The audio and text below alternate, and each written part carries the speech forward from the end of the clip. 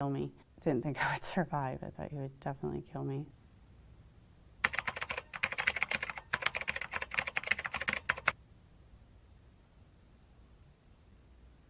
I'm Farrah Lovell. I live in San Antonio, Texas. I'm 45 years old.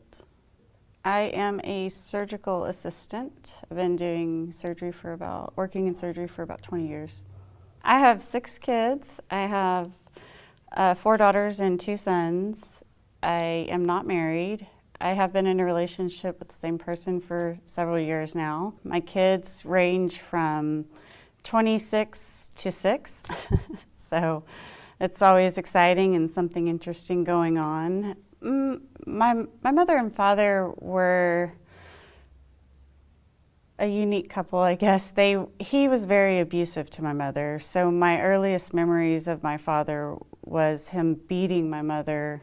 Yeah, that day it was Mother's Day, and we were having a get together. It was nice, and then something set my father off, and they started fighting, and he just was beating her so horribly, just dragging her by her hair up and down the stairs, and then back down the stairs, and up and down the stairs. And I remember I was just like holding onto his leg, and I was like, please stop, just begging him to stop. And he just kept beating her, and finally he stopped beating her, and it was like time to go get my sister, and we left, and she was like, we're going to leave, we're not going to come back, and we're not going to stand for the abuse anymore. So when we came back, she started getting things together, and I remember feeling so terrified that he was just going to kill her as soon as he saw us trying to leave. And I heard his motorcycle pull up. I went and hid because I was like,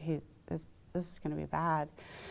And he came in, and he just grabbed her, and he held her. He like kissed her, and she was like crying, and he was crying, and he told her, like, I'll never hit you again.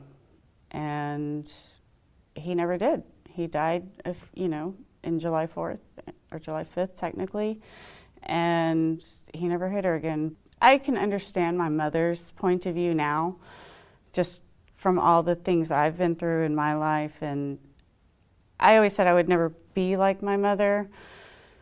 But essentially, I think when you have abuse in your background, it's hard not to follow that same pattern, unfortunately. And I fell into several abusive patterns because of that exposure as a young child. Marty and I met through acquaintance at school. I was 15. It seemed like a good idea at the time, I guess. And we were married. Like 6 weeks later, Marty starts beating me. He is physically abusive, sexually abusive to me. He killed several of my animals. He's just a very cruel person. He didn't take life into consideration. He didn't take people's feelings into consideration. It was terrifying because I really believed he would eventually kill me. I didn't think I would survive. I thought he would definitely kill me. Finally, I started to just feel like, you know what, like, I don't care, like, I gotta get out of this situation, it's gonna kill me. And there was this day that he started choking me, and he's choking me, and I could feel that my body was losing consciousness. I was like, okay, well, this is it, he's gonna kill me. And I woke up, and he was shaking me on top. He thought he had killed me. And at that moment, I just like lunged at him. I started choking him. I was like choking him back. I just remember feeling like I just wanted to like make him stop hurting me. I needed to get away from him. Looking back, I've grown tremendously as a person just because I know that I survived. I overcame so many different obstacles, so many different things that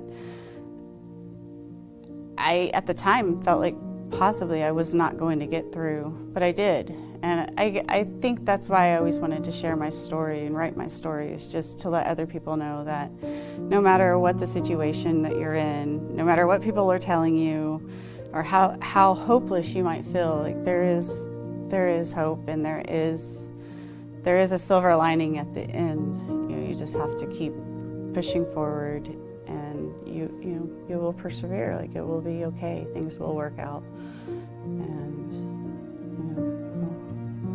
we'll live another day.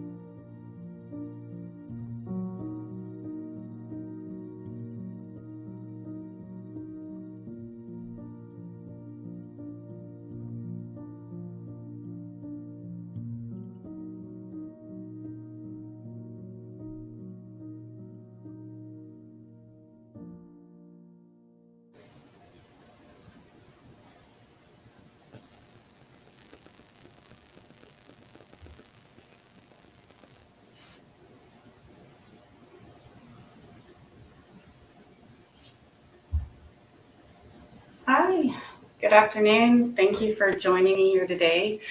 I wanted to take this time to answer any questions about my story that you might have more questions you have, I don't know. So here we are, we're here to, I just lost the full page.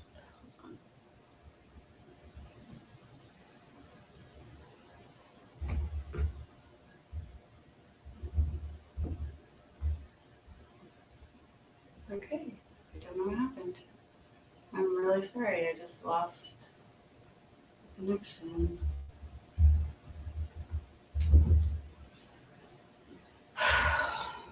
All right, sorry, I'm not really sure what happened there. Let's see if I have any questions. So as you just heard, I survived a abusive relationship. I was in an abusive relationship with Marty for almost 4 years, the total time. So in my story, I had mentioned that I married Marty at the age of 15, a little bit before my 16th birthday, actually. So we had been together sometime before that, but let's see if we have any questions. I don't see any questions right now, but so like I said, Marty and I had been dating for a few years. We got married. That's when he started to abuse me, and my life quickly changed from being a teenager going to high school to working and being married and being in an abusive relationship. So I don't know if anybody has gone through something similar.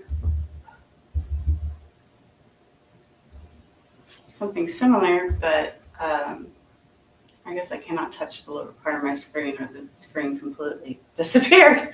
I was trying to look at the if there was any answers, but every time I go to move that bar, it completely removes the screen. So I'm really sorry about that.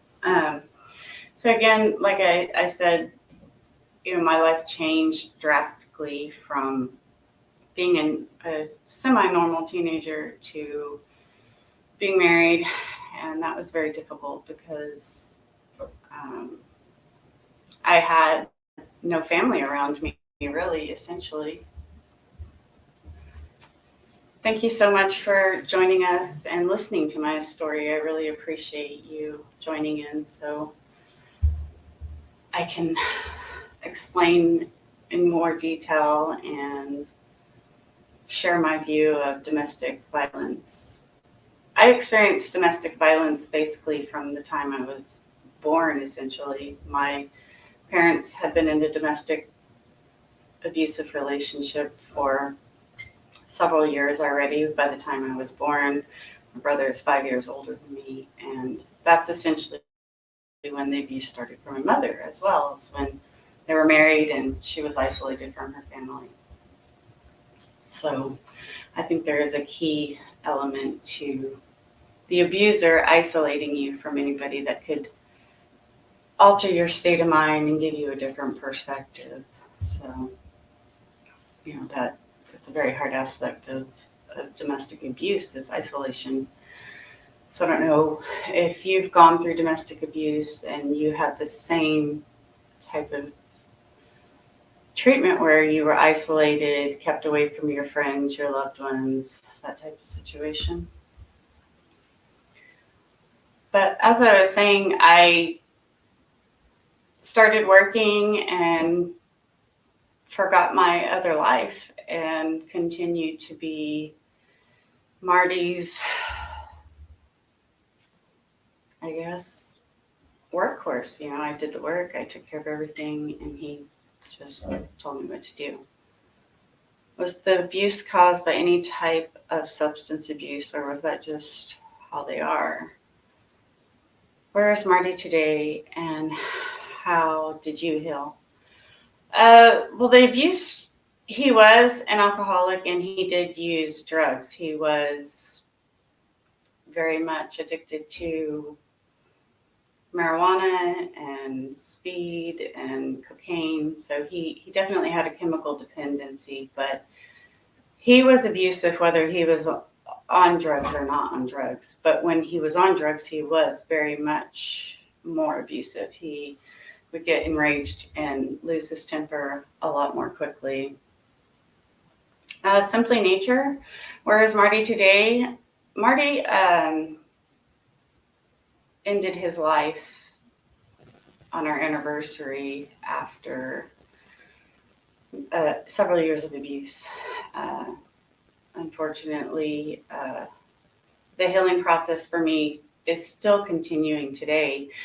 I don't think that I've healed completely from the mental abuse that he caused, because he said a lot of really mean, horrible, cruel things, and those thoughts kind of get stuck in my head, and I tend to obsess on stuff like that.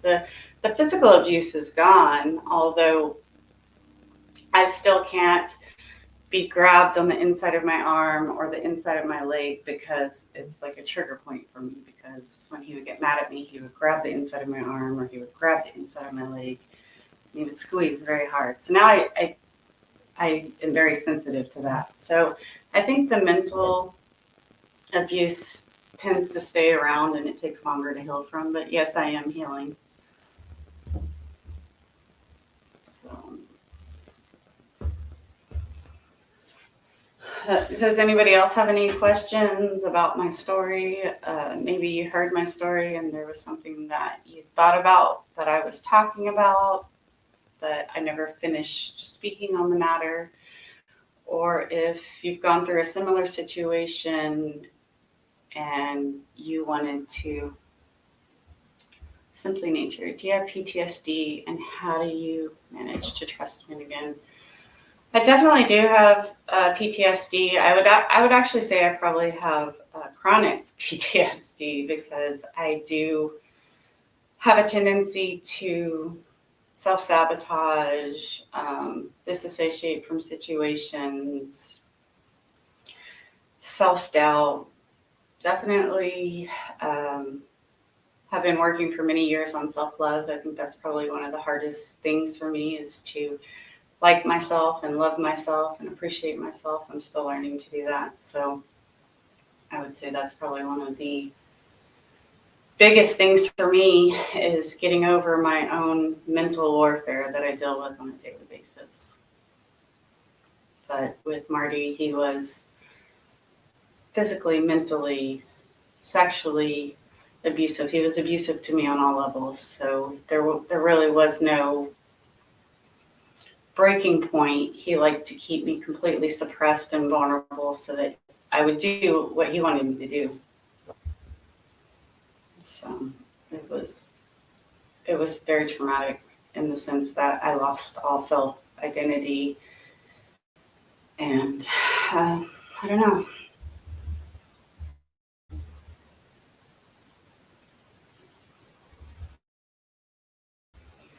My mom was actually in prison at the time that Marty and I were together. My mom was in and out of prison throughout my life. She had a substance abuse problem. She was addicted to speed, where she would intravenously get herself high. So it was hard to have refuge in my mom because she wasn't available. She was busy dealing with her own demons, and eventually was put in prison for 10 years. She did 7.5 years, or no, she was 7.5 years. I think she did 5 years prison. But essentially when she got out, she was clean and she was sober for some time. She did, however, have a relapse years later, but she wasn't there to protect me. At the age of 5, my father passed away in a motorcycle accident, and he had been physically abusive with my mother for 13 years, which at her breaking point, I guess it was a call to freedom in a sense for her, because 13 years of abuse, and she wanted to find herself again. And she sought refuge in drugs and people that made her feel good and neglected us, killed children. I have an older brother who is 5 years older, Marshall. My sister Tiffany is 3 years older. She's handicapped. And she was always my responsibility to take care of. So in the midst of not having a parent, I was being a parent to my handicapped sister. So I don't know, my mom wasn't there. We were all scattered to different family members and isolated. What should be done in order to abolish domestic violence? Is this possible? Do you think it's worse in Texas or not really? I don't think domestic violence is worse in Texas. I think domestic violence has been accepted in so many different, I don't know, I guess in many different, it wouldn't be like it's Texas or it's Alabama or it's, a place. I don't think there's a specific place that there would be more abuse than others, maybe in countries where women have less rights than the United States, maybe possibly, but I don't think Texas would be worse. But I don't know how you would abolish domestic violence. I think we really have to work on mental health as a whole, is my belief. Just mental health gets put to the back burner because it's something people can't physically see. They can't see that the person is dealing with demons inside their head. They can't differentiate that the way that they're acting out is because of an issue going on chemically in their head most of the time.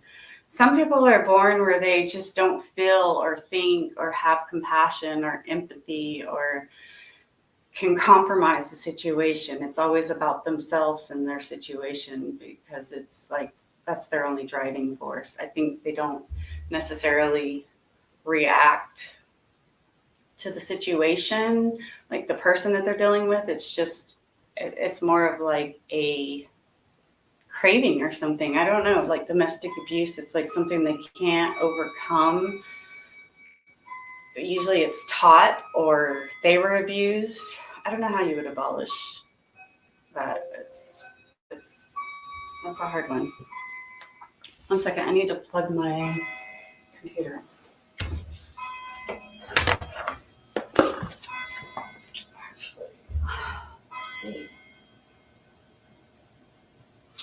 Were you having any issues with potential homicide? Did your partner try to kill you?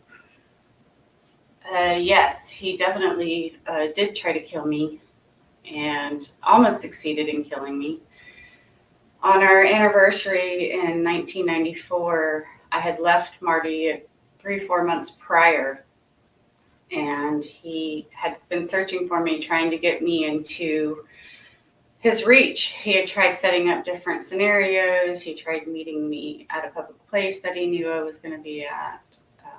There was a lot of different situations. So October 16th rolled around, and Marty had made a plan to come and get me, find me, and we would be together forever. So that was his intention, was to find me and do a double murder, essentially killing me and killing himself at the same time. Unfortunately, his plan did not go as he planned, and his life essentially did end at his own hand. Let's see. I'm sorry you have PTSD from violent men, glamour. My heart goes out to you. It's not something that you get over. It continues to plague you. Narcissistic personality? Yes, he definitely had a narcissistic personality. Hi, Anna. How are you? I think my battery is charging on that plug.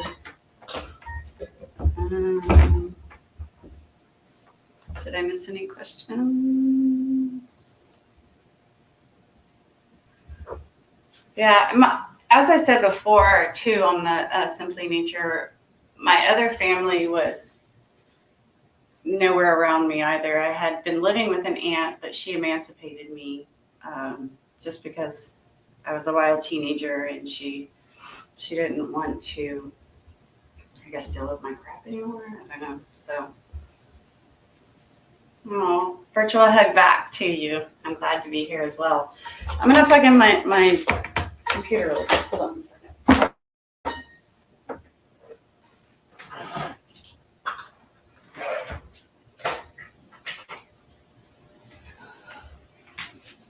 Sorry about that. Let's see. Yeah, the abuser is very narcissistic.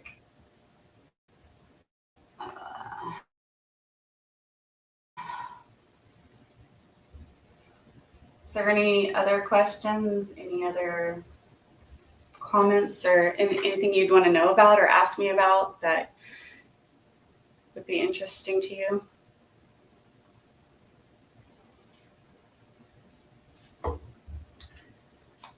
So yeah, my brother and my sister and I, we all grew up. We all know about the last trial between Depp and Heard. She lost the trial. You go to the other room. Hi, what are you doing? Uh-oh. It's Daddy. Daddy, Mama. Can you go back to your room, baby? I'll be there in a second. How was the... Shh. Sorry about that. We all know about the last trial between Depp and Heard. She had lost the trial. Do you believe the judicial system? Were you ever tried to involve the police? Do you think there are women abusers as well? Yes, I do believe that abusers can be male or female. I don't think there's a difference between an abuser.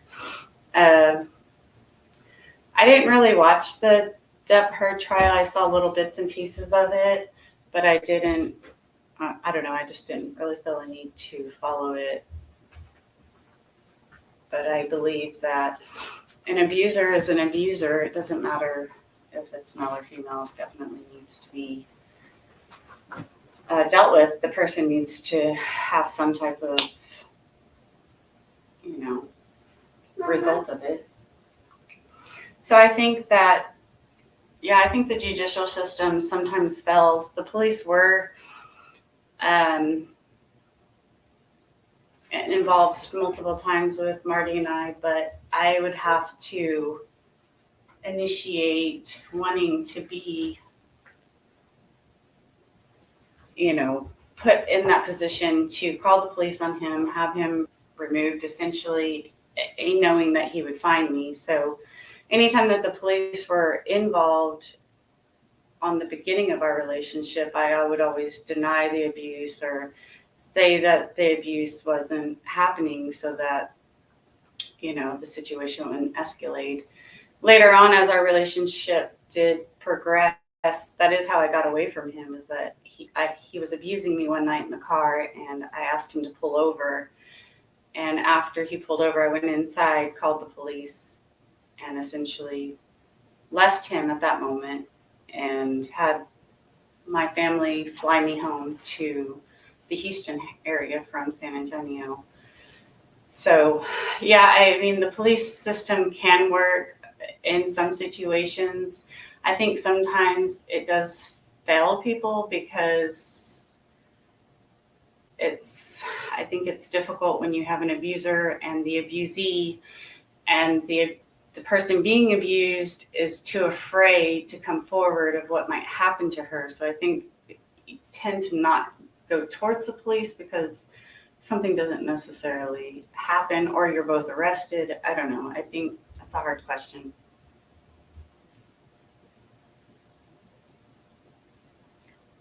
Have I ever worked with a DV advocate? I have worked with several different people with abuse, several people who have been through the same type of abuse, and I did go to counseling for some time on domestic violence as well.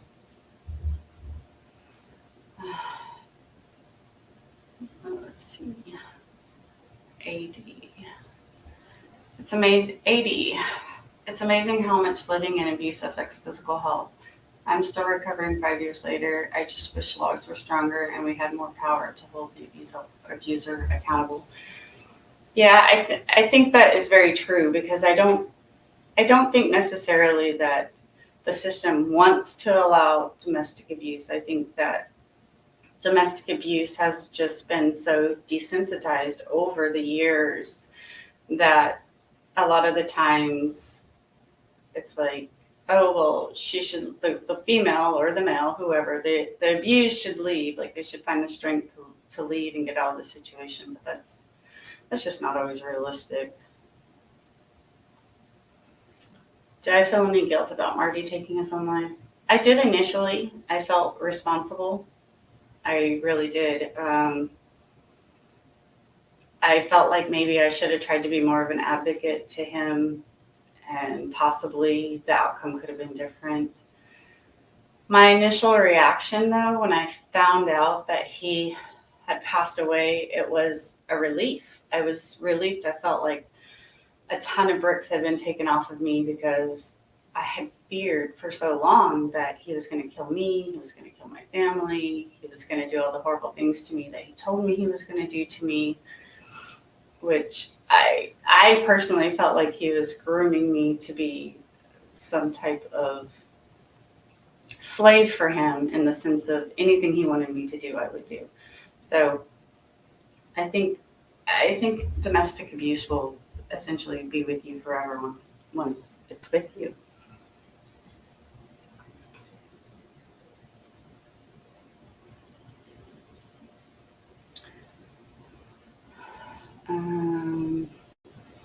Congratulations for sharing your story, Glamour. I appreciate you doing that. The more of us that share our story, the more people can realize how domestic violence affects us, how it affects the world around us, how it affects our children, how it affects us on our day-to-day things that we do in our life. Because meeting people, talking to people, trusting people is never the same after you go through a situation like that. So you're very brave for coming forward and sharing your story. I actually had the idea to get a bunch of women together that I know personally, and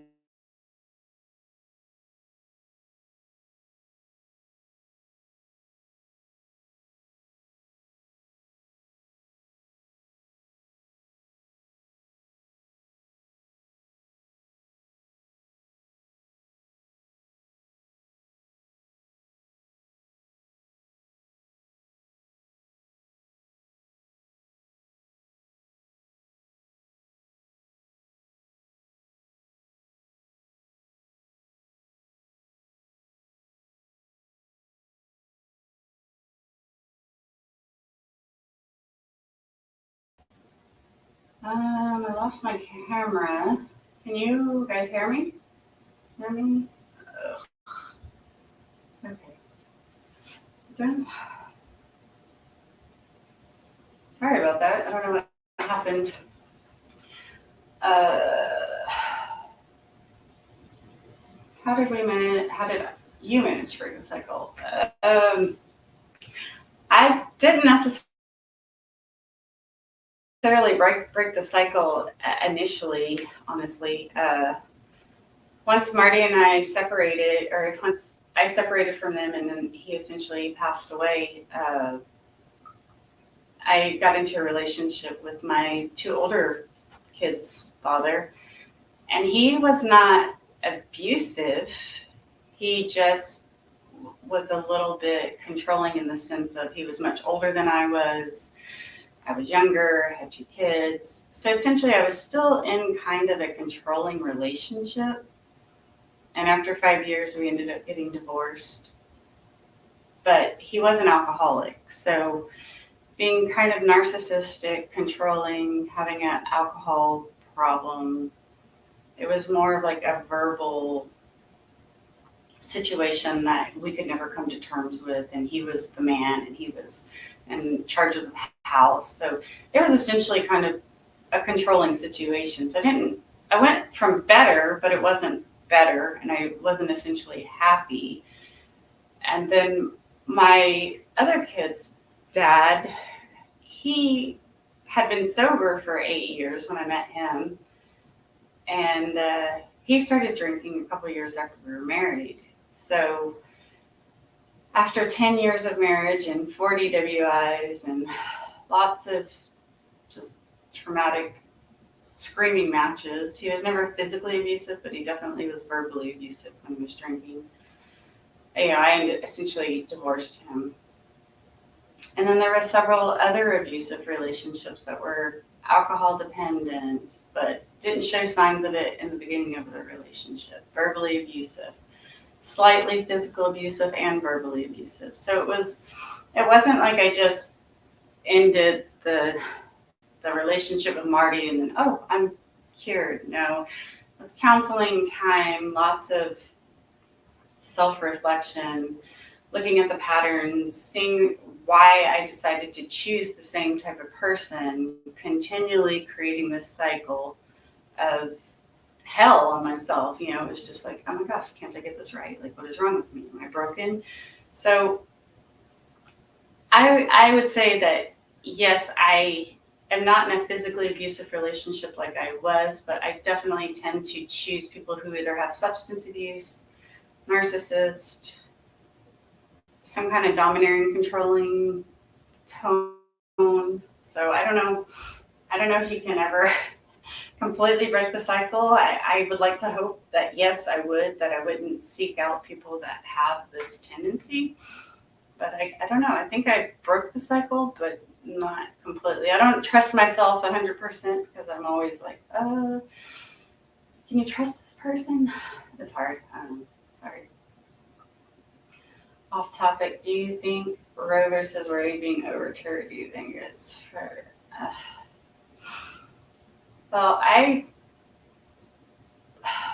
think a woman should have the right to her body, whatever that is. Like if she is okay with going through with that process, then she should be okay with the consequences of it. I personally believe that we should have our own free will to choose what it is that we want to do or not do.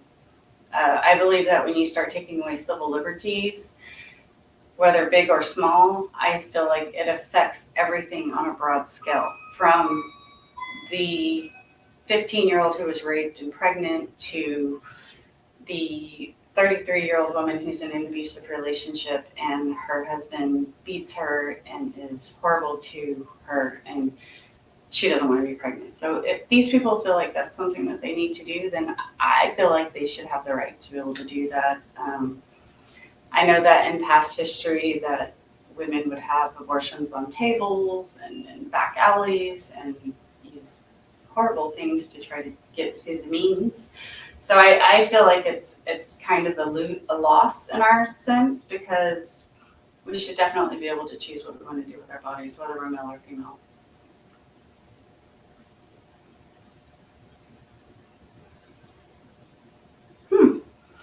acupuncture. I was thinking about doing acupuncture. Actually, I was thinking about it last night, and I've never done it, but it does sound very interesting that it could help you with different blockages and trauma that's stuck. It's really interesting. Thank you for sharing that, Glimmer. I really appreciate that. AD. Simply nature. It helped when I did grounding exercise, so I started to register the abuse more.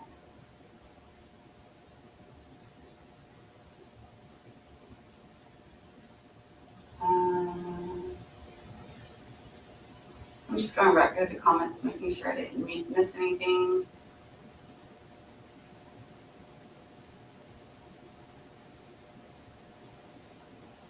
Bow and arrow. I'd like to get justice for 4 women murdered on holidays by government servants without so much of an obituary. They were tortured and murdered in hospitals, and their stories blocked from the world. It's horrible. It's awful. I'm sorry. There should be justice for that. That shouldn't happen.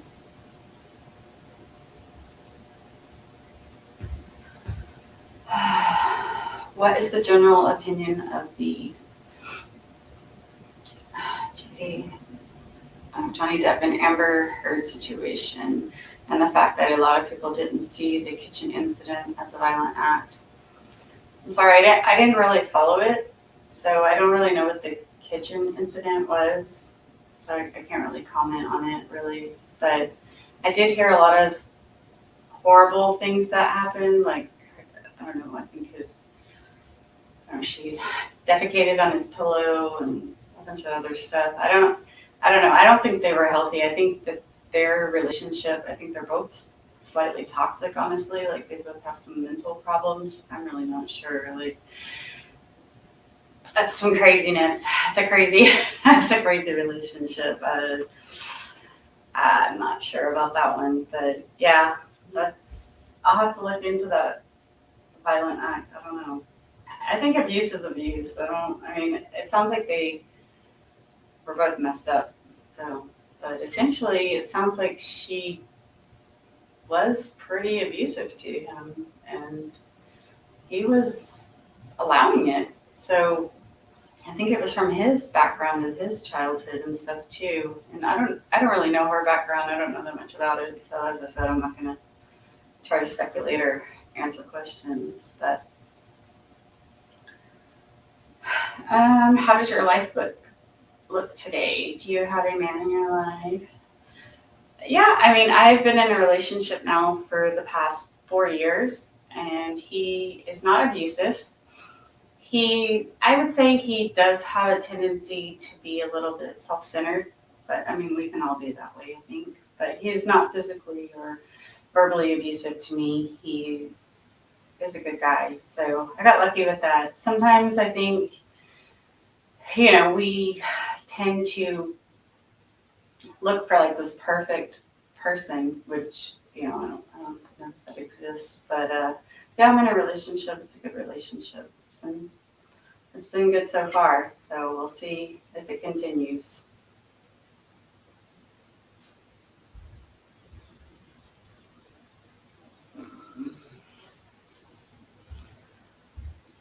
So do you have any other questions, thoughts, concerns, anything that you would like to know about me?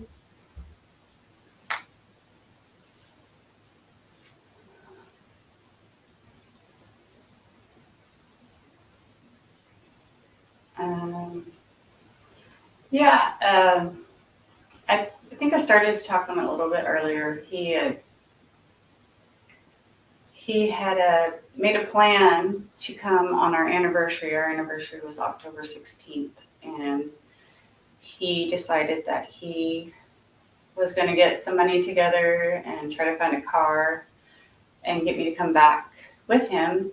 And if he couldn't get me to come back with him, then he essentially was going to end his life and mine as well. So He caught a ride with a 17-year-old, I believe his name was Adam. And Adam had been at a party with friends and left to get food or something and somehow met up with Marty. We don't really know how. Marty asked Adam to give him a ride. So he hopped in the car, and a couple miles away, Marty's sister lived. So they drove down Marty's sister street. Marty had him drive all the way down to almost to the end of the street where there was no lights and very few houses. He had him get out of the car, lay down on the road. Marty proceeded to shoot him execution style, steal his car, leave San Antonio, and drive to the Baytown, Texas area. On his way, once he got to Baytown, a police officer a state trooper actually noticed he was acting erratic and tried to pull him over. Marty, fearing that he had been discovered, started to flee the police. The police followed. He went to he started driving erratically, slammed on the brakes, got out of the car, started shooting at the police officer. The police officer returned fire. He got back in the car, driving down Garth Road, exited into our neighborhood, made a wrong turn, hit a dead-end street, and when he saw he hit the dead-end street, that is essentially when he ended his life.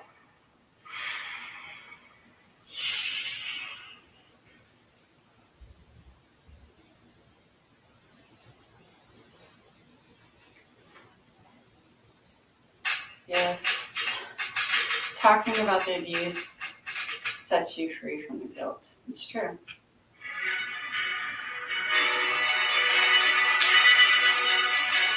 Hold on one second.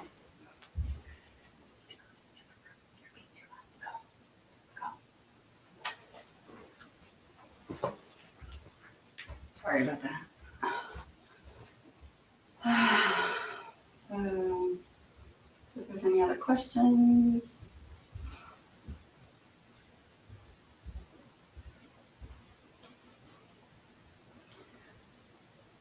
So I don't see any other questions right now. So I was investigated for his suicide. So essentially he had killed himself in Baytown, but he committed the homicide in San Antonio. So San Antonio detectives called me in and interrogated me for several hours. Their opening dialogue to me was to invite me into a closed room, an officer and myself, and he had pictures in his hand, and he decided to lay all the pictures of the young man that Marty had murdered out in front of me and asked me if I had anything to do with it. No, I did not have anything to do with it, and I was shocked that he was cold enough to assume that I did and lay the pictures out like that. So yeah, I was investigated for the entire scenario. I was interrogated about the murder, I was interrogated about the suicide, and they wanted to know all the details of my abuse. So yeah, it was a kind of a weird, traumatic, vulnerable situation because it was like I had to defend myself. No, I never really tried to involve the cops. There was a few times that the cops were involved. There was one evening that he was beating me in an apartment parking lot, and he took a bat to my car and started smashing my car up. And when I went to try to stop him, he grabbed me and he slammed my head into a metal carport pole that we were parked next to. So the statement of seeing stars, I saw stars, felt dizzy, thought I was going to pass out, and then he started dragging me through the complex by my hair, beating me. people were coming out of their houses, staring, watching. Nobody intervened. Nobody stopped. Nobody said anything. A few minutes later, the police came and they stopped the situation, but they didn't arrest Marty, and we were free to go. So the police were involved a few times. I never called them personally, but other people had called them on my behalf. The only time I did call the police was the night that I left Marty, and that was one of the last times I ever saw him.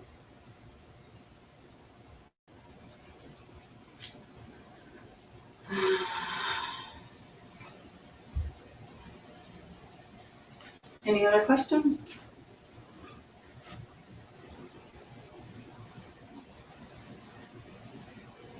But yeah, Marty essentially, he had a list. He had a list, actually have the list that he had made.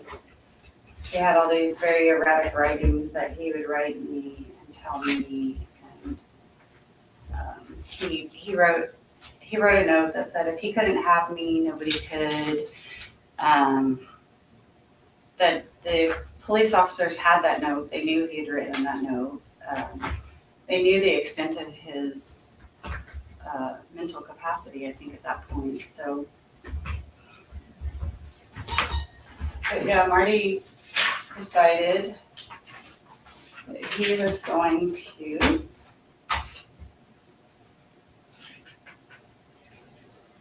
what do you think about the Believe All Women and the Me Too movement? I don't know. I think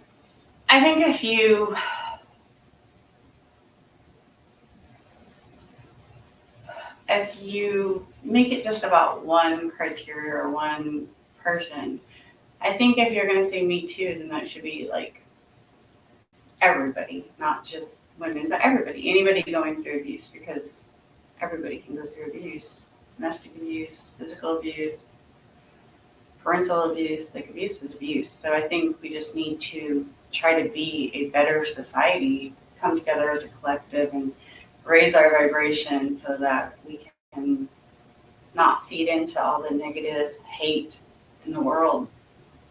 I think, yes, essentially women should stick together, but I think people in general should just learn to want to stick together as a collective to be better.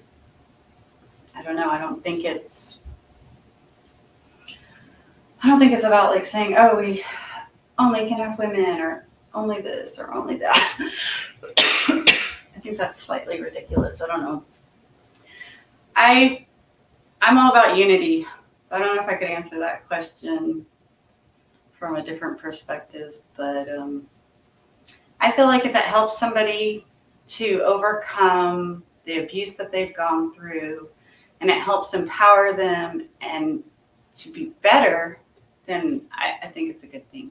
I think whatever helps you get through your situation, as long as it's healthy, is, it's a good start. So, I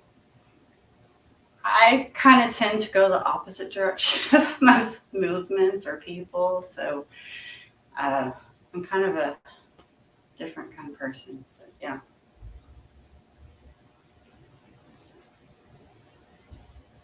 But yeah, if you think this could benefit one of your friends or relatives or somebody who might want to hear my story or know more about my story, please share my story and, tell people about my story and help me get my story out there so that we can help empower other people. Do you miss the child that you were, your father after all, your mom? Mm-hmm.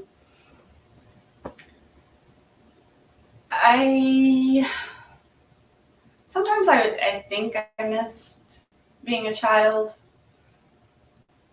and I think back to like situations that I might have liked to experienced. Excuse me, but I don't know. I don't know if I miss myself. I think I feel like I missed out on opportunities. But whenever I think about that, it's always with such a double-edged sword, because if I didn't go through everything that I went through, I essentially wouldn't be the person I am today. So I think I don't think I miss that child that I was. My father passed away when I was 5, so I essentially never had really a father figure. My mom had a stroke. It'll be 3 years in a couple days, actually. 3 years on the 20th, I believe. So she was essentially paralyzed on her left side, and I took care of her for a year after her stroke. But she moved back to her little hometown area that she lives in outside of Houston, and she is living her life to the best of her ability at this time.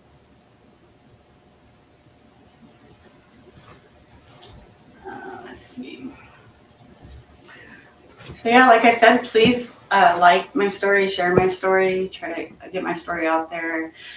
I am currently trying to finish up my book, so I would say probably 75, 80% done. I just need to figure out how I want to end it. So I feel like I have to have a good ending, and I need to figure out how I want to word it and see if I can get it to be to my standard. I was told yesterday that nothing is perfect, that I can't have everything perfect. So I'm going to go with that and just try to end it the best way I think I can, because it's time. It's time to finish it. It's been put on the back burner for a while because I didn't know how to end it, but I think I finally know now. So.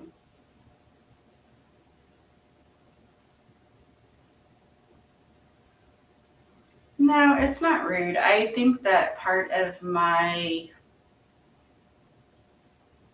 this happened to me essentially like 30 years ago. So I've had a lot of times to cry, a lot of times to be emotional, and I don't take it as being rude. It's not rude. It's part of being who I am. It's part of the PTSD. It's part of going through childhood domestic abuse, seeing my mother abused, and then going through abuse myself, and being physically abused as a child. So I think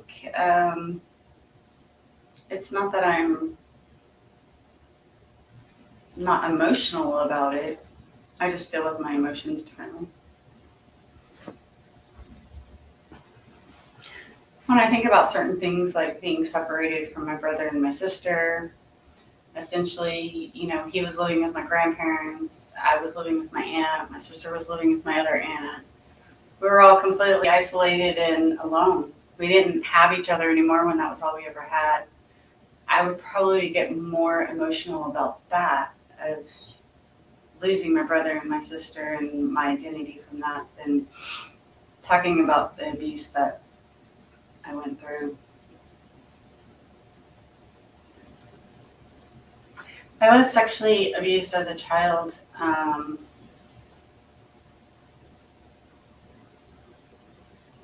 I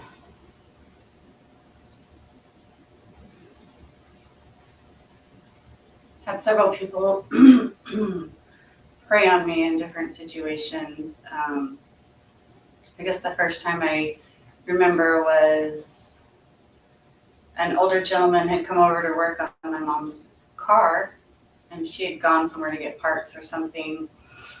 And he came in and sat down next to me and started asking me sexual questions about some nude magazines that he had seen, asking if it was okay if he went and looked at them. I told him, yeah, it's fine, do whatever you want. I was like 9 years old, I think. So he left and he went and found the magazines, and then he came back with the magazine and started to show me the magazine. point out the pictures to me and ask me if I would like to see his manhood and if I would like to share my privates with him. At that point, I went and locked myself in the bathroom until my mother came home. But that was like the type of situations that happened when you had different men of different backgrounds being around you who were most of the time on drugs, alcohol, abusing different substances. So yes, that did happen to me, has happened. Hi, Sophie G. Hello, how are you today? If you have any questions, feel free to ask some questions, share my story, like my story. I appreciate everybody joining in and asking questions.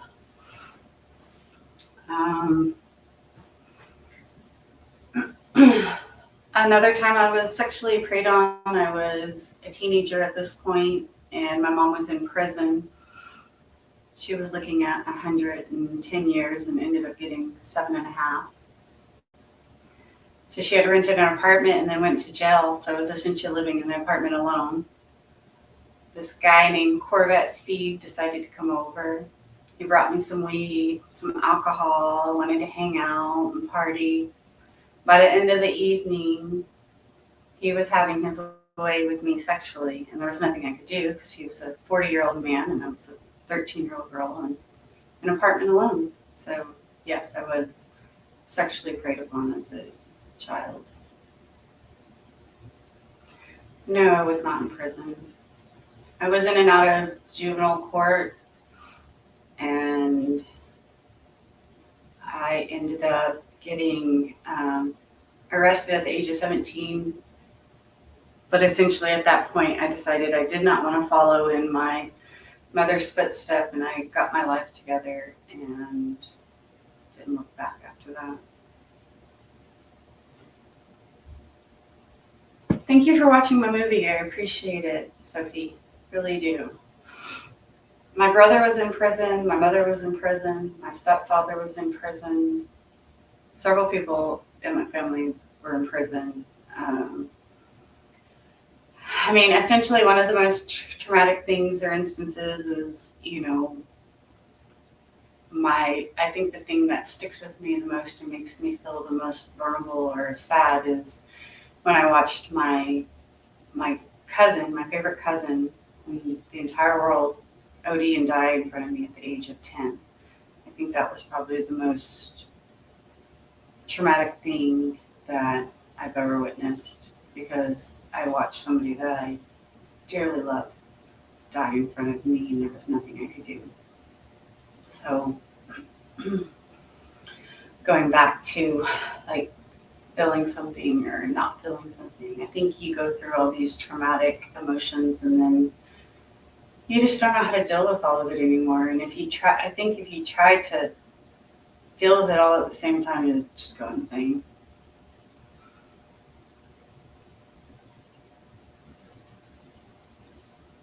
Do you have any issues in your adult life being shunned or not being accepted to some kind of work? This needs to be a small community. No, I don't have any issues like that. Most of my childhood happened in different places that I, don't live in. Yes, I still live in San Antonio, but San Antonio is so huge that,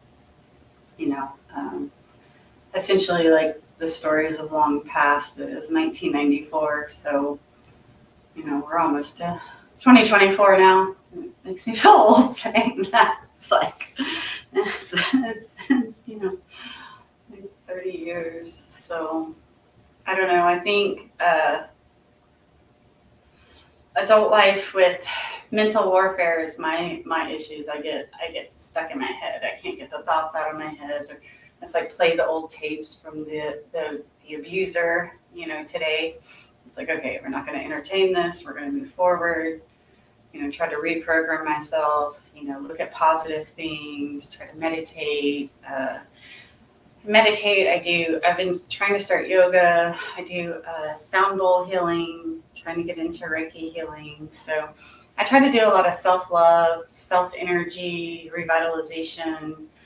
I feel like that works for me. I don't know if it will work for everybody, but it does work for me. It helps me maintain some level of sanity when I start to feel just like, I don't know. It's like, yeah, I could look at myself and be viewed as a horrible person, or I can just look at myself as the beautiful person that I am and everything that I've experienced and gone through. And I take it as a win because I'm stronger now.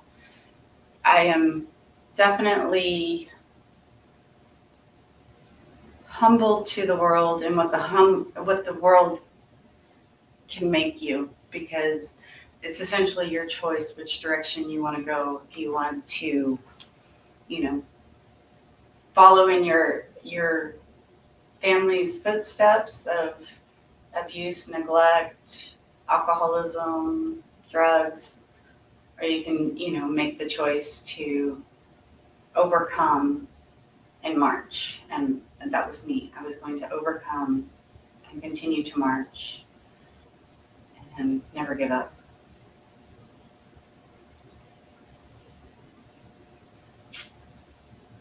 You are strong, you are brave, you are worthy of love and peace and happiness. Oh, thank you, Selena.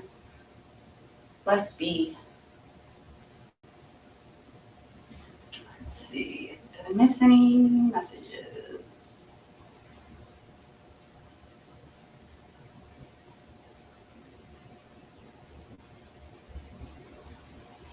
Why did you decide to come forward? Do you find it empowering to speak up? Yeah, I wanted to share my story with others because I felt like it would help others understand that they're not alone, and that you don't have to feel shameful of everything that you went through with your abuser, but yet you can feel that you overcame it, you conquered it, you survived it. And I am a survivor. I am a survivor.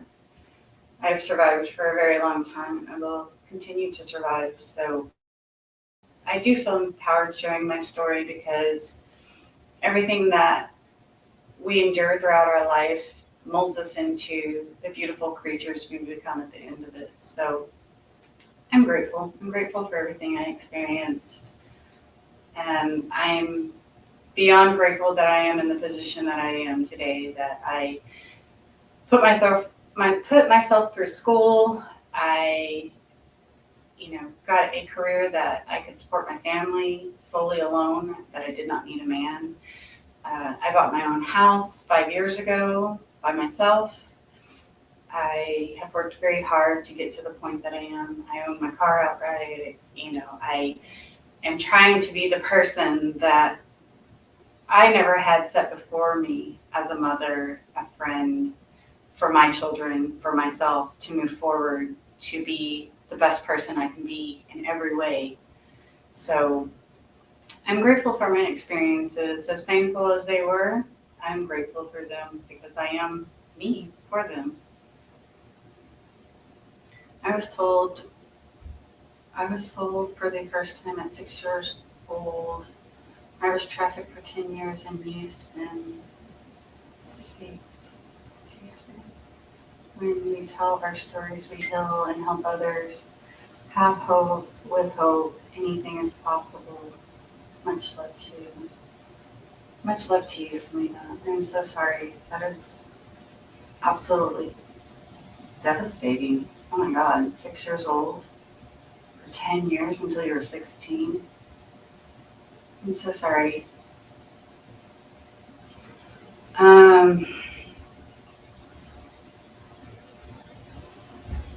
Wow, I'm sorry. Do you have any criticism about the police? Well, I did see the police act inappropriately, yes, as growing up as a child in a home with drugs and abuse, yes.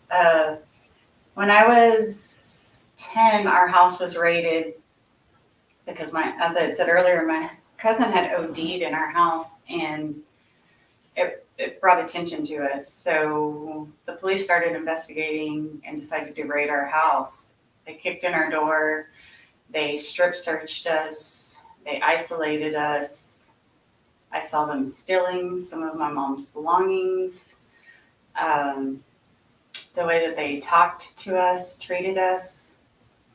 So yeah, I think in the 80s, dealing with the police as a young child, I did not appreciate them at all. As a young adult, getting in trouble as a teenager, I was the one in the wrong. So, being treated poorly by them, I guess I deserved it. That's how I felt at the time. But, police do take their power to a different extreme. I think that they can be helpful, but I also think that they can be abusive in their own sense.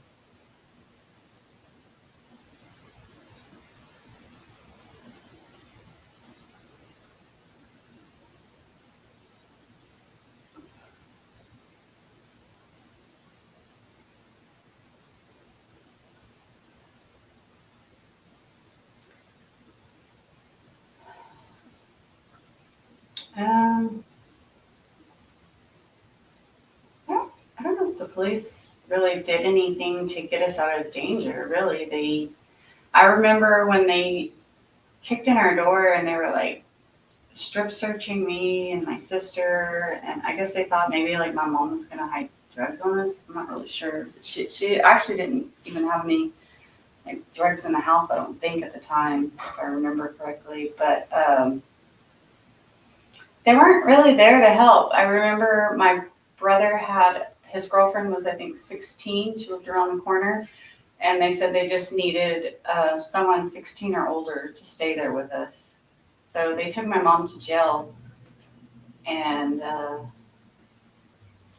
I think like her boyfriend, her weird hermit boyfriend, I think he was like hiding somewhere, and the police never found him. I don't know. I don't remember all the details. It's kind of foggy, but I remember that Yolanda came over and watched us, and then I remember Jim popping up later on, and then my mom getting out of jail and coming home like later that day or the next day. I guess it was the next day.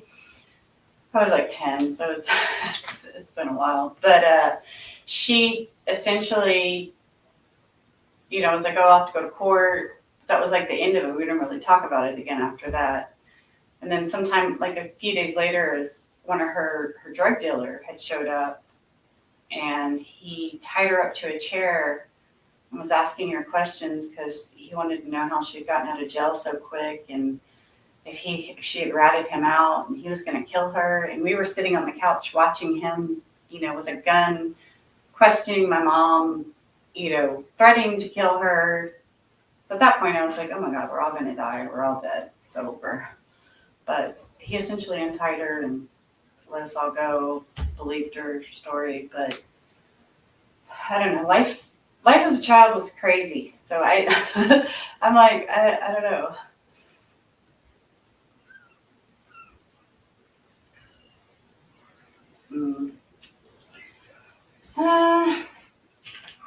I think I do love myself, but not like I love my kids or I love other people. It's hard for me to love myself. It really is. It's hard for me to like myself at times. Sometimes I look at myself and I don't want to. Sometimes I don't even want to see myself brushing my teeth in the mirror. So, self-love is probably my hardest thing in my life. Like you could ask me to give up anything else and conquer something, and I think I could do it with great skill. You ask me to love myself, like myself, appreciate myself. That's always a little bit harder for me. I try. I don't think it's BS. I think that's how we truly heal. I believe that with all of my heart, because as I learn to love myself more and more and appreciate myself more and more, I do feel better. But some days are bad. So I just say, like, you're going to have good days, you're going to have great days, and you're going to have crappy days. And on those days, just be gentle with yourself and remember that you are worthy and that you are a survivor, and everything that you went through made you who you are. And the one thing nobody can take away from you is that you are a survivor and you have the knowledge to heal yourself and love yourself. You just have to work at it on a daily basis. And nothing is easy. You know, you can't love yourself in a day, you can't love yourself in a week. Like you have to continually love yourself every day, every hour. And even when you don't want to, you still gotta try to love yourself. That's the point I've gotten to, because of years of self-hate, you know, you really start to believe that. Thank you, Simply Nature. Thank you. I'm glad that I am inspiring to you. I really just want to try to inspire others to be their best version of themselves, because at the end of the day, it doesn't matter what other people think. Like, it doesn't matter what other people say about you. That's their own problem. I find that when people have an issue with you, it's their own issue. It's not your issue at all. So don't worry about what the other people think. You guys are so sweet. Thank you so much. I really appreciate you. You make me feel really good.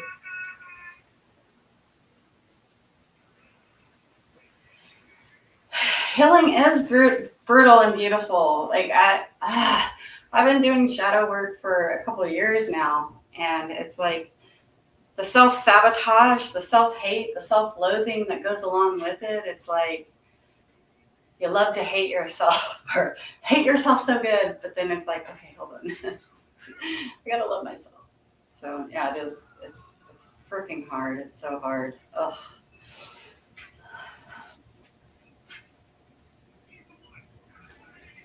Pictures of me younger, or like of Marty, or I have some different stories that he wrote to me. What would you be interested in hearing about? He wrote me. I'm not kidding. Like, just pages and pages and pages and pages. This was his note. Let's see.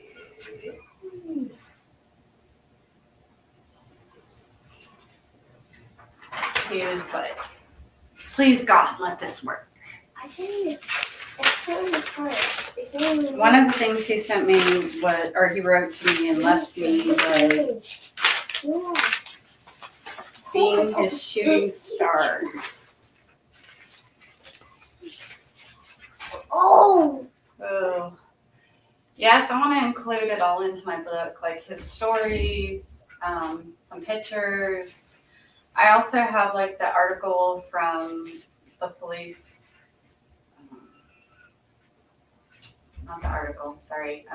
The newspaper from the police report in Baytown. And I want to try to go to San Antonio and get the police report from the initial homicide case following everything. But I have to go in person to do that and show my marriage license and everything, because it wasn't a minor situation, but since it was a self-harm, we were both essentially 17, which in the state of Texas is considered a legal adult. But since self-harm was involved, I have to go in person and get the case.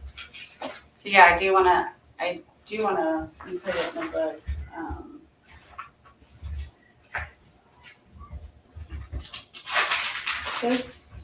I don't know if you'll be able to see this very well, but this was like a picture of Marty and I. I was like 16. So he must have been 19 years old. Oops, sorry. That's the picture.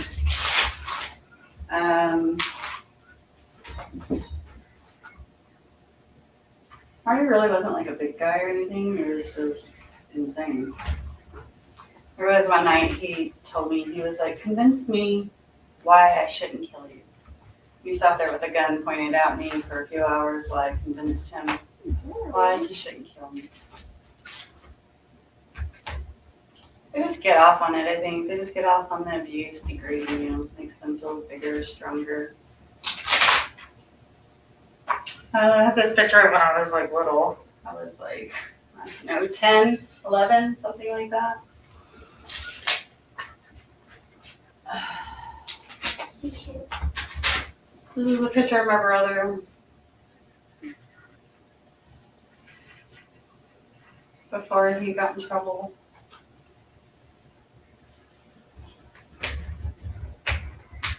This was right after Marty had flown back from Colorado. He had been arrested. I think I told you guys partially. He had been arrested, so he was in Colorado. He couldn't get released until he had served enough time, and his parents had hired him a lawyer. So I had met him at the airport. That's when you could still walk back and meet people at the actual gate. It hasn't happened in a long time. So yeah, I mean, those are just a few little pictures. Again, like the shooting star story, if you want me to, I could read that if you guys are interested in hearing his shooting star story that he had written. Yes, Selena, it is power and control. Exactly. I think they want that control over you because then they can control your emotions, your desires, get you to do the things that they want you to do. Yeah, I mean, essentially, like Marty, when I was 17, that's when he was like, hey, you can strip in Texas at 17, So for my 17th birthday, that's what I did. I went and stripped at Top of the Strip Club. I think David Morgan was the owner at the time, and I remember he took me into his office and he slapped my behind and he was like, oh, you're a young one. They're going to love you. So yeah, when it comes to like power and control and men, wanting to dominate women and sexually exploit women, yeah.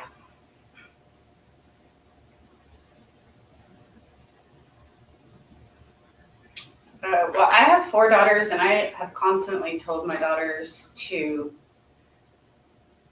not allow themselves to be used and taken advantage of. If they're in a situation where someone is physically abusing them or hurting them mentally, physically, sexually, I have told them throughout the years of my abuse, the things I have gone through, things that my mother went through. I told them key things to look for, like isolation, wanting to keep you away from your family, your friends, belittling you at their own expense, just little things that they tend to do to get you away from people so that it's only their influence, no other outside influence, unless it's somebody like-minded like them. So, I mean, that's probably what I want women to know. But I also essentially, I think it starts with training our sons. I don't want to say training, but teaching our sons like how to be respectful of women, how to love a woman, how to not degrade a woman. I think if we start with our sons and educate our daughters on what to look for, like red flags, then I think,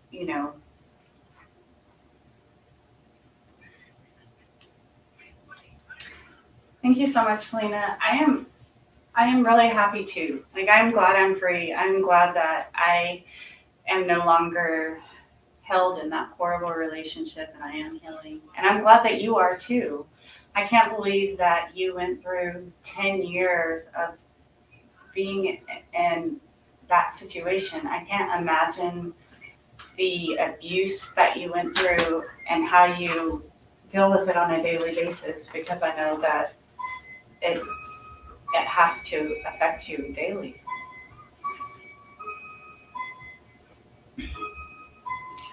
I pray for you that you find happiness and peace within, and that the doors that need to open for you, and the things that you need in your life are there, and that you can truly be happy and deserve a happy life with people who love you and appreciate you for you, truly you.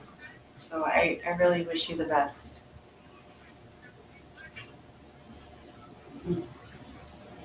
Breaks my heart for you. So, did you guys want me to read this, or did you want to ask more questions? Did you want to know about anything specifically? Was there anything that I spoke of that you wanted to hear more about, or?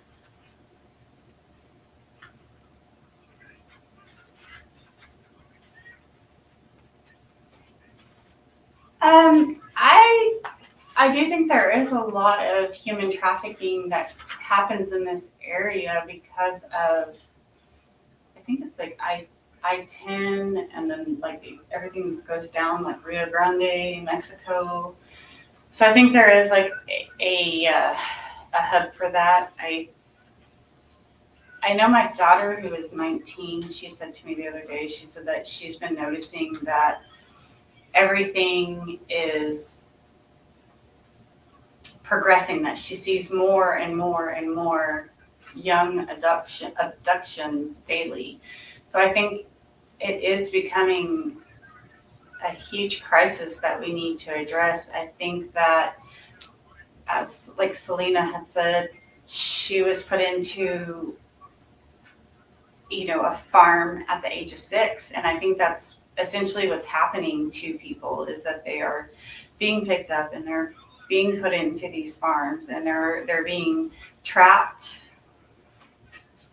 in the situation because, Mexico is so close that they put these girls into this little, there's like a trucker line that runs the service basically because of the accessibility to get out of the United States into Mexico. So yeah, I think it's a huge problem, and I think that we need to really crack down on that and stop worrying about some of the other more trivial things that we waste our time worrying about, and actually try to do something to stop human trafficking. I don't know why it's 2022 and we're having an epidemic of human trafficking and people exploiting and taking advantage of our children. Like, we're supposed to protect our children, and if we're not protecting our children, we're not protecting our future. So I think it's a huge problem.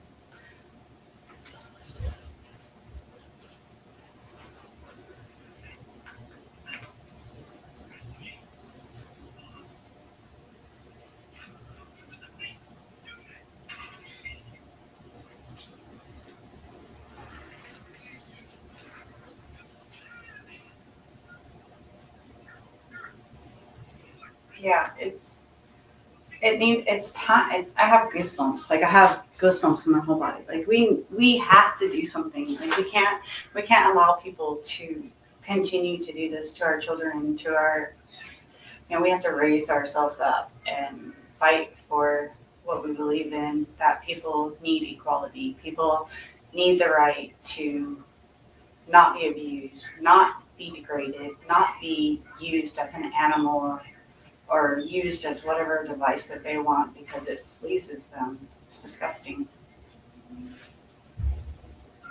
So yeah, we need change. Like, we need change on a lot of different levels, and we can't do it alone. That's why I wanted to share my story, so that we can come together as a collective and we can fight back.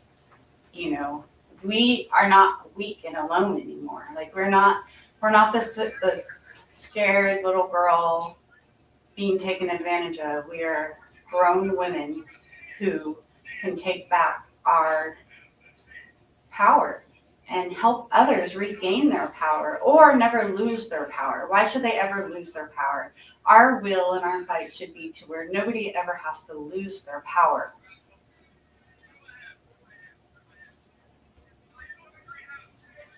Yes, Elena, I would love to reach out to you.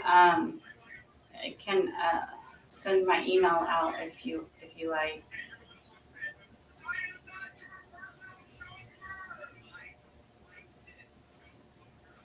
I think it all starts with us. I think we are the reason we went through everything we went through. It's because we have to we have to want better. Like, I don't know if you guys are into like conspiracy theories and stuff, but I follow a lot of crazy conspiracy stuff. Like, I'm not trying to get like on like COVID vaccines and stuff like that because it's like a rabbit hole that goes, kind of drills its head and snakes come out. But there's a lot of crazy stuff going on, you guys. Like, I don't know if you realize what's going on in the world right now, but there's a lot of crazy stuff, and I feel like it's all linked together. Like, it's all together. It's all compounding.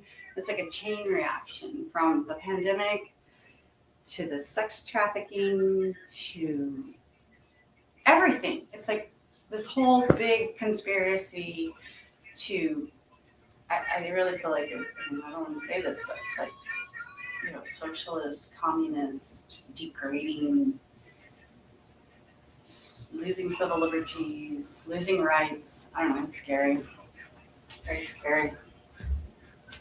So thank you so much, Lena. I really appreciate you joining in and being brave enough to share your story. Like, oh my God, like every time I come to you and I think I like connect to you and I'm just like, it takes my breath away.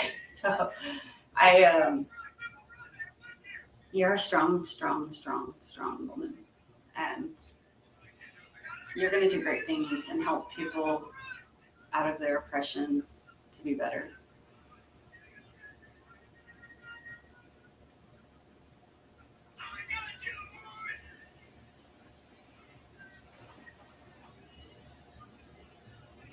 Yes.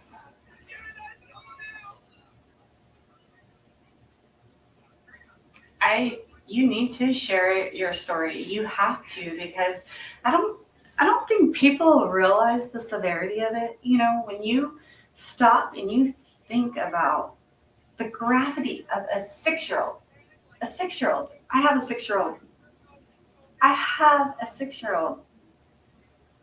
And no, I can't imagine. So you need to definitely share your story and help as many people as you can, because I can't imagine, girl. I can't imagine. So, but any other questions?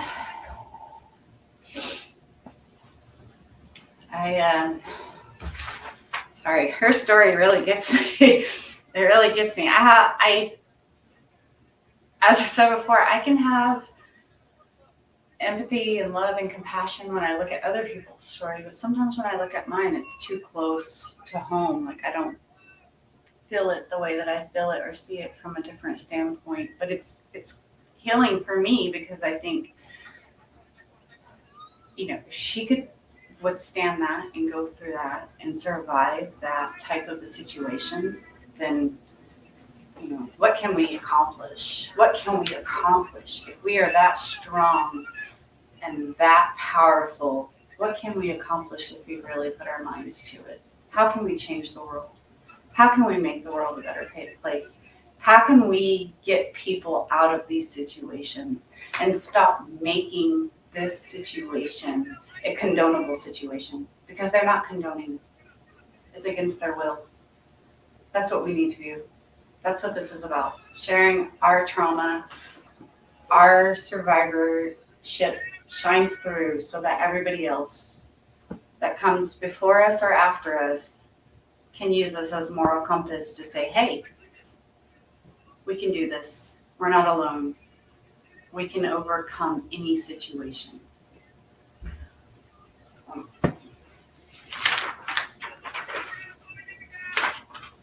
going to read this.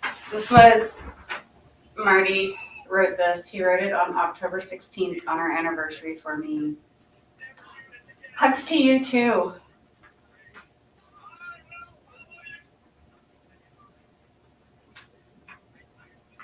Oh, I love you. You didn't throw me off. I'm an empath. I connected to you, and I felt everything, and I'm so sorry. So on October 16th, Marty wrote me this: my very own shooting star.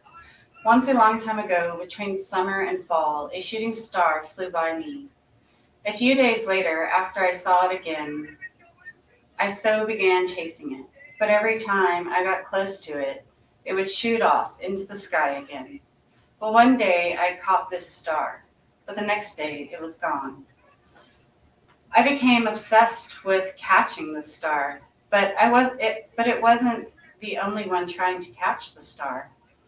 I started to see my star landing with other people, and it wouldn't even shine my light in my direction.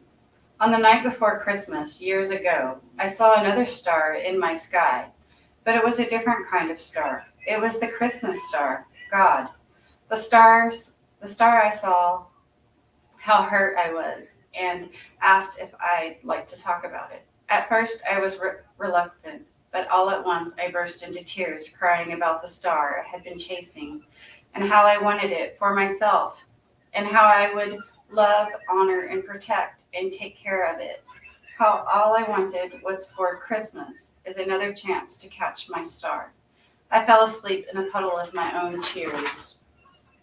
When I woke up the next day, it was Christmas Day. I told myself chasing stars wasn't such a good idea. I should try for something a little more my speed. So I began my Christmas Day's journey, and after that, about half the day was gone. I was sitting on the curb at a friend's house, and the star came right out of the sky and sat beside me. Okay, be right there. It was the star of the sky that sat right beside me. I had been chasing her for such a long time. I had been chasing the star for such a long time. It scared me because it had already hurt me so much. I was trying not to act interested when I saw another star flying above. The star above me, the cat, said to me, "Merry Christmas. Here's your chance to catch your star.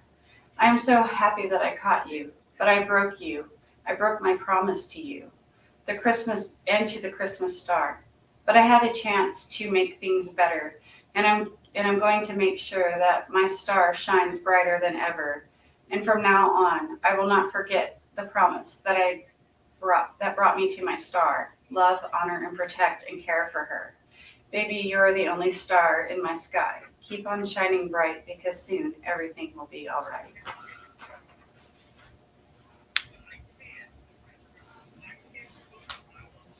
So that was what he wrote me on the day of our anniversary before he went through the horrible events where he took another person's life, took his own life, and came to kill me and my family. So he obviously had a little bit of a glitch, I guess. So, but yeah, I think that everybody who's been through an abusive relationship, they can understand that, even when the bruises fade, the mental abuse kind of stays behind, and it's just through talking and sharing and making yourself a little vulnerable that you can, get these feelings to help resolve in some way. Because I think the years I've tried to just hold it all in and keep it all together, whereas the years that I ended up spiraling into other abusive relationships, because I didn't really understand it all at the time. I just thought that I had a bad picker. Like, I can't pick people. I don't know how to pick the right guy, Like, I have a bad picker. Maybe somebody else needs to pick somebody for me, So that was kind of my mentality for a lot of years. So, I don't know. How do you guys feel? Like, anything to add? Any thoughts?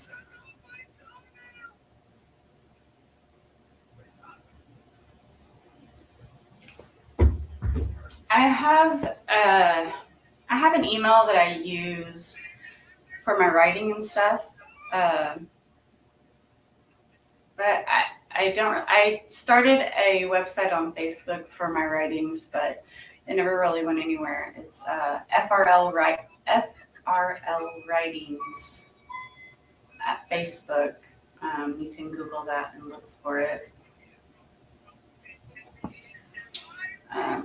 I was thinking about trying to start some type of other page to help support other people with domestic violence, but I haven't done it yet. Yeah, that's my email. You can email me there. And usually I use that email for like any of my book stuff or my writings, corresponding with people. So yeah, feel free to email me and I'll try to get back to you.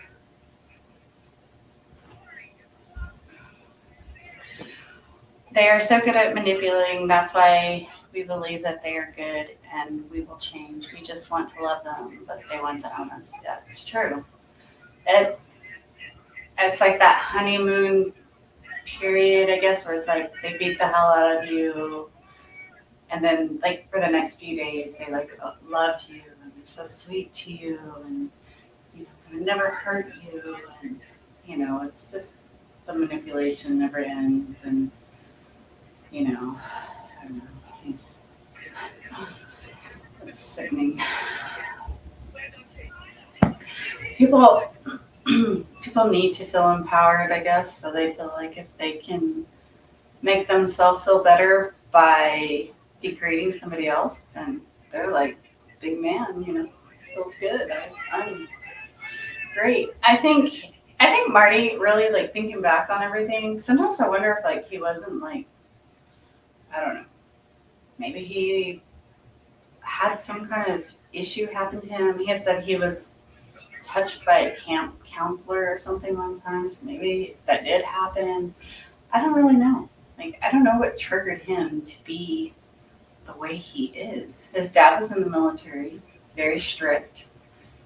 His mother was born in Latvia, so she was from Germany. So he's a German, Cajun, American, basically. His father was stationed in Wiesbaden, and essentially Marty got kicked out of the country because of drugs. He was selling hash in large quantities. So like the military police, the government police, everybody surrounded him, and he was essentially arrested. And his father being in the military, sent him back, against better judgment on a military plane back to the States, so he wouldn't be tried. Otherwise, he probably still would have been under the jail today. But yeah, he had a very interesting personality. He always looked for any situation to prey on somebody, to get the upper hand, like con somebody out of some money, get somebody hooked on some drugs, like he tried, getting me hooked on drugs and stuff. And it's just, I never fed into him of doing that, where he would tell me, oh, I'm going to tie you to the bed and you're going to be my little sex slave. People are going to come in and do whatever they want to you. I'll just sell you. So it's like, I'm not sure what point he got to in his life that made him think, oh, this will be good if I, can exploit her some way.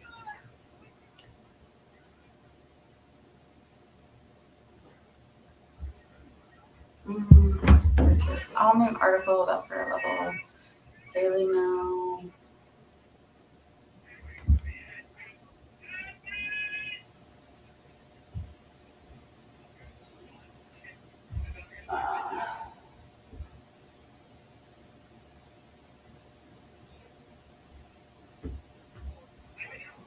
So yeah, I mean,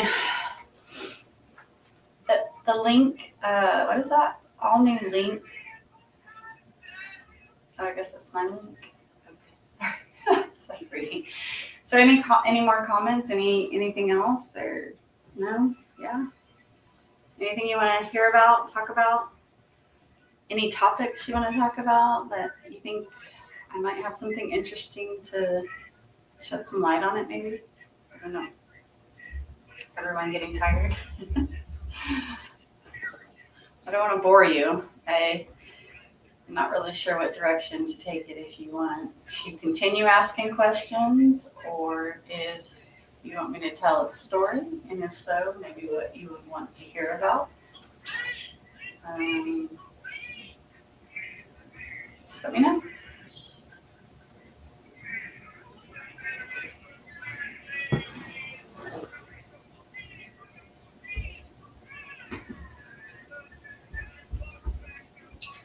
So yeah, oops.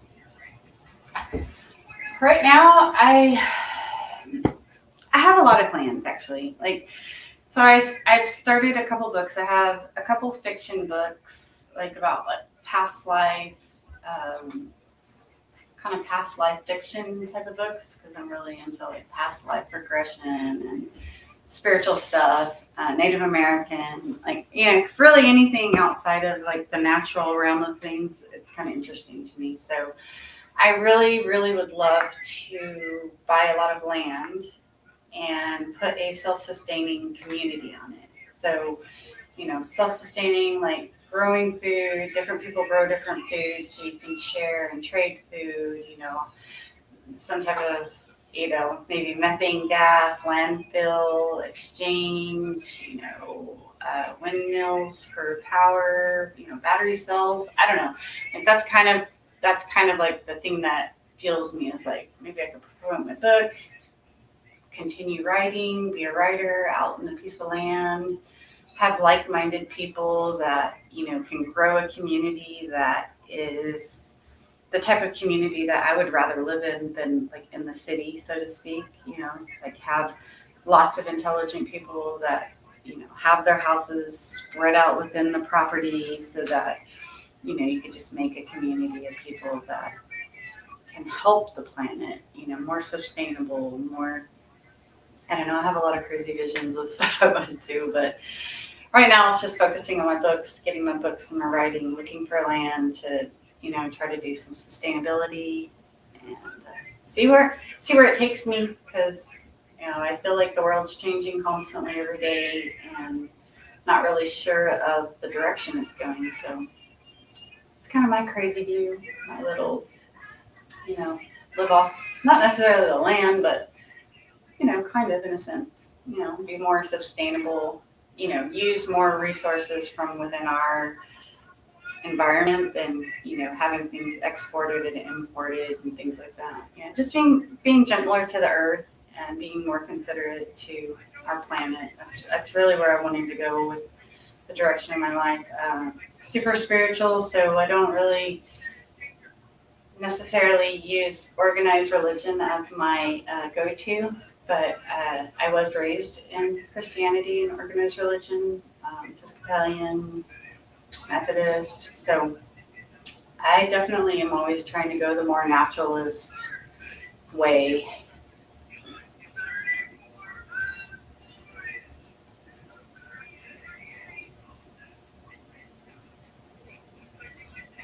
I love that. You have a farm and keep bees. Yes, that seems perfect to me. Like I want to be on a farm, away from the world, grow some food. Yes, like Native American background is, I feel very at home with it.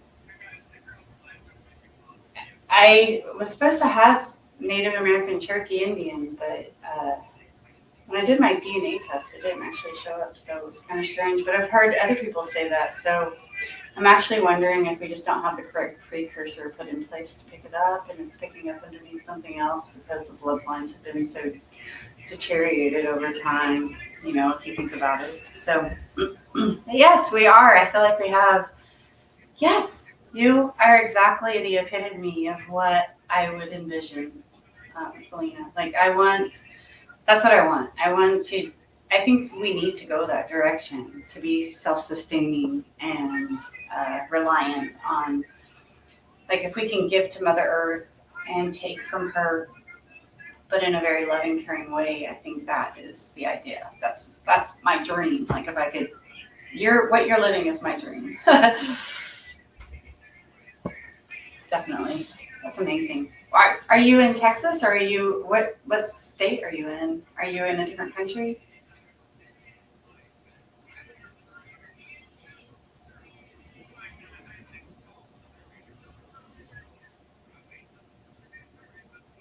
Selena? So anyway, that's so crazy. We are kindred spirits. We're like the same. Oh wow, it's so beautiful out there. I've always wanted to go to Maine. So is it really cold there right now still, or is it pretty nice? That's amazing, Maine.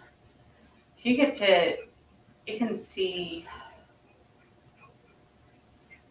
I know it's summer, but my daughter lives in Colorado, and she says it's still cold and snowy off and on there. So they have a few hot days, and then it's cold and it's hot. So I thought further north it might not be hot. Well, if it's hot there, it's nothing like hot like here. It was 115 heat index in Texas yesterday. It's absolutely dreadful. So horrible. We need to move to Maine, closer to you. But you only get 3 months of summer, and then it's like freezing cold snow for the rest of the year. I don't know if I want to be in snow all the time. It's a beautiful place. Definitely would love to visit.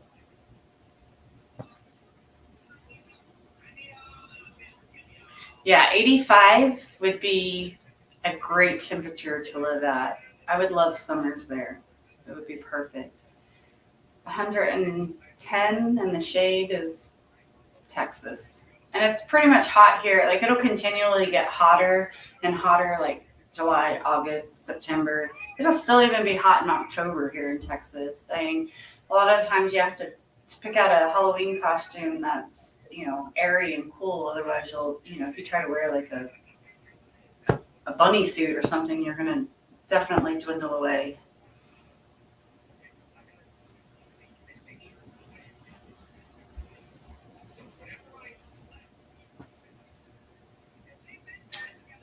Farrah, from the Real Women, Real Stories, we have a question. Perhaps you can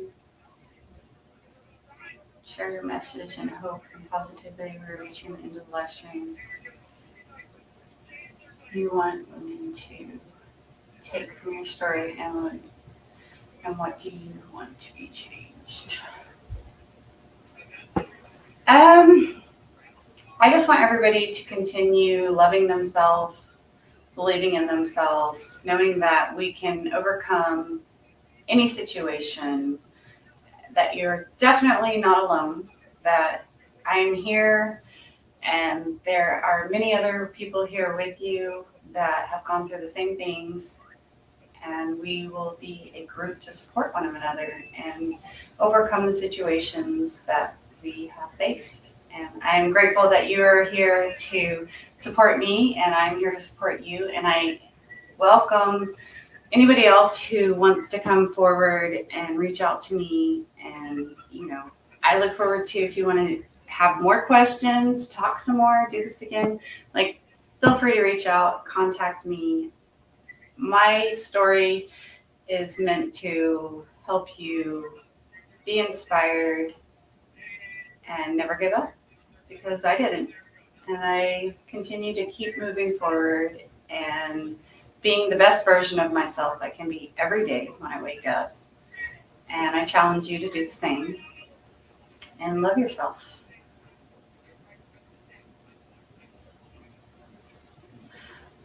I'm hoping that I can get my book done by August. I really hope I can get it done by August. I just have to finish writing the end, like I said before. So if I can come to terms with the ending that I have decided, then it'll be good. And then I also need to figure out how I can integrate pictures. Maybe in the back it'll be Marty's writings, confessions of different situations. I'm not really sure exactly, but it should. I'm thinking hopefully August, September. So finish it up and try to get it promoted and published. And I did start a GoFundMe on that, so hopefully I can get some support on that too, so that I can financially afford to do the funding on that. So it's exciting. Everything's moving forward. I feel really good. I feel like I've come really far over the last, about 5-6 years. Looking back to what I was to what I am now, I feel very blessed. I'm so grateful for everything that I've gone through and the opportunities that I've been given, the people that have come forward to support me.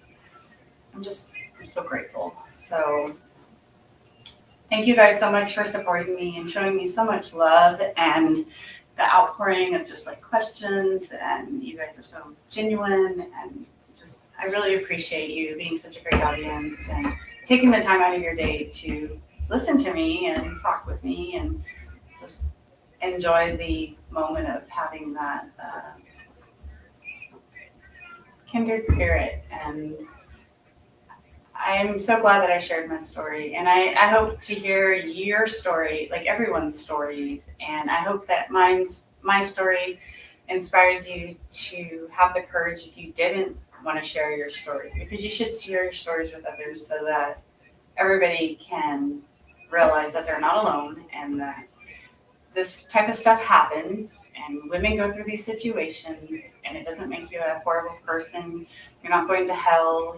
You're whatever people tell you, like just you have gone through domestic violence or physical violence or even worse, like sex slavery, the list go on. So just know that it doesn't matter the type of abuse. It doesn't have to be specific. Abuse is abuse, and you are a survivor. So never stop striving to be amazing, because we're all amazing. We're all absolutely amazing, because look at us.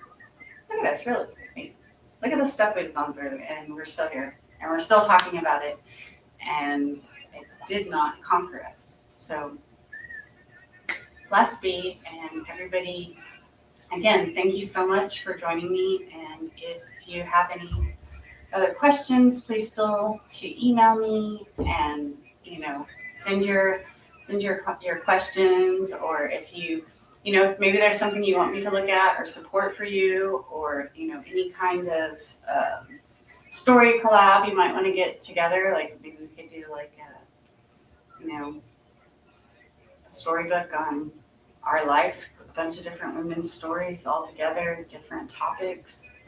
I don't know. There's lots of possibilities. So we have the sky is infinite.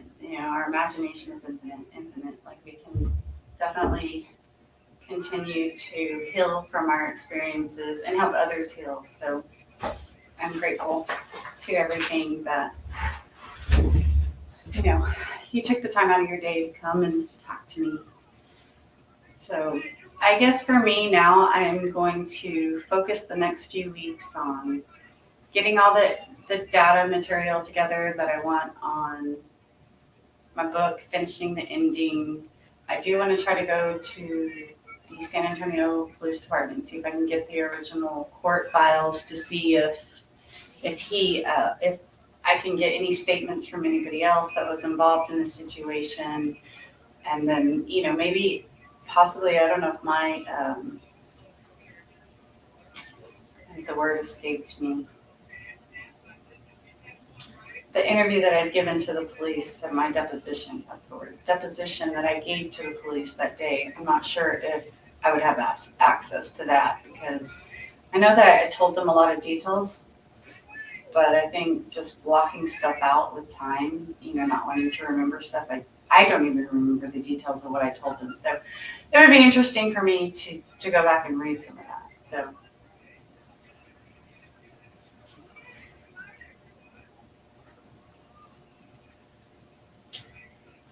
yes, thank you, Real Women, Real Stories. I really appreciate you giving me the opportunity to share my story.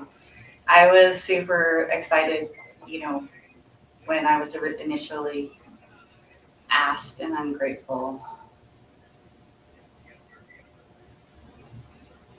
So yeah, I love talking with you guys. You guys are amazing, and I'm going to keep working on my book. I'll keep you guys updated on what's going on, so I can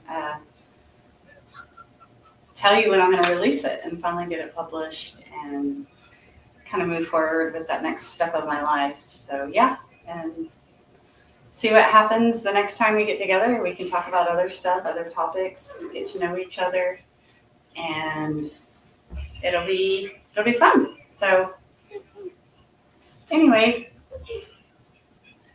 I appreciate you guys tuning in, and I look forward to the next time. So if you have any last final questions, we're going to be wrapping it up here in the next couple of minutes. And that's about it.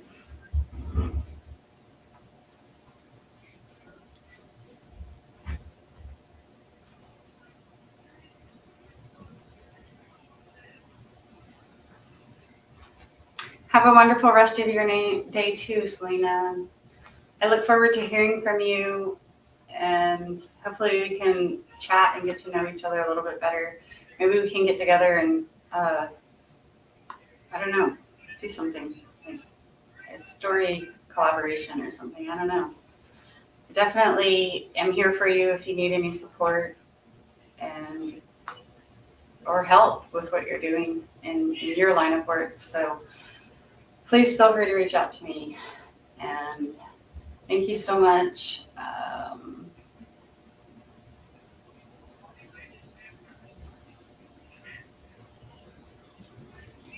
Simply Nature and everybody else Sophie, all of you, thank you so much for tuning in. And yes, me too. I am too. I'm looking forward to it. So I don't know what else to say. I'm like, I'm at a loss of words. So it's like a few minutes. I don't want to start saying something good and then be like, oh, gotta go. So may you guys have a wonderful day. May you always have the best on your side and all good things come to you. And have a blessed week. It's Monday. We have a whole week to be awesome and do great things in our life and our situation. And I can conquer a new thing for today. I shared my story, answered questions. So I've done something to help others, and I'm happy that I was able to do that. So thank you so much. Much love.